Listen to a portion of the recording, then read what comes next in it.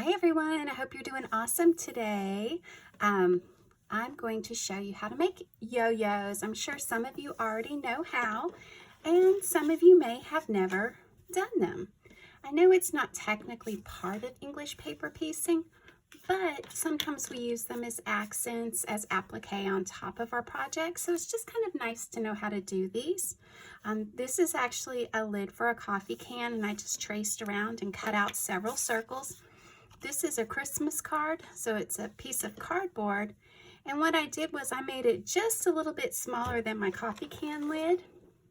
I took a hot iron on my ironing board and I just pressed it in all the way around on top of that cardboard, and what I ended up with was something that looks like this.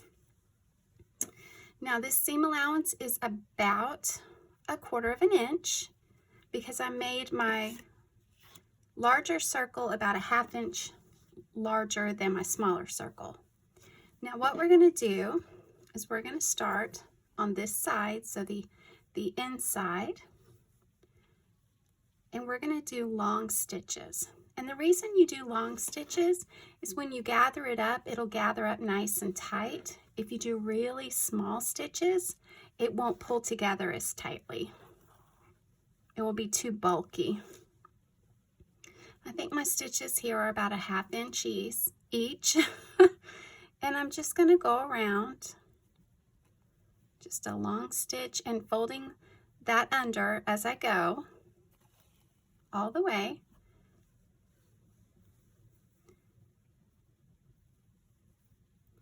And this is what you end up with. So you can see I started here, I went all the way around, and then I ended up on the other side of the fabric. You're just going to pull this. So now you've got this nice look. Just work with it until you get it how you want it exactly. There we go. Now I'm actually going to sew through this big clump of gather. Oops. While I hold it tightly, of course. There we go. So see, I've got it pulled tight again. I'm going to do a really tiny back stitch here to grab my thread and make a small knot. Then I'm going to go back through it one more time. Now I did not pierce this side of the fabric, but there you have it, one more yo-yo, and you can knot it more than once if you'd like. So of course, whatever project I show you next, think that these will be part of it. So go ahead and make you a few.